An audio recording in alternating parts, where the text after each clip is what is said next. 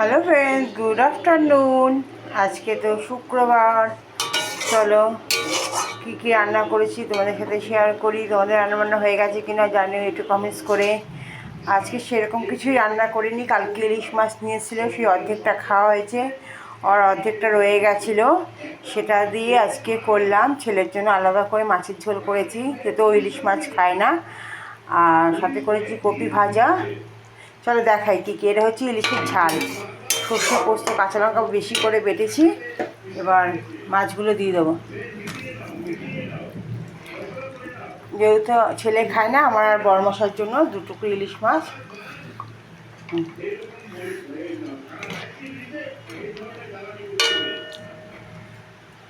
ইলিশ মাছের ঝাল করছি, আলু দিয়ে অল্প একটু আলু দিয়েছি, বেশি করে কাঁচা লঙ্কা দিয়েছি, আর সর্ষে পোস্ত আর কাঁচা লঙ্কা একসাথে বেটেছি। চলো এটা হোক দমে। হয়ে এলে একটু কাঁচা সর্ষের তেল ওপর দিকে ছড়িয়ে দেবো। আর করেছি ইলিশ মাছের ঝোল, ওটা হচ্ছে ঝাল দেখালাম। আর ঝোল লেজা মুড়ো আর একটা পেটি আছে, সেটা দিয়ে একটু আলু আর বেগুন দিয়ে একটু ঝোল করলাম। মাছের তেল আজকাল খেতে ভালো লাগছে না, বড় মশাই বললো যে ঝোল করে ফেলো, তাহলে মাথাটাও উঠে যাবে। আর লেজা আর একটা পেটি তো আছেই, আর ওদিকে তো আছে ইলিশ দু টুকরো পেটি ঝালে।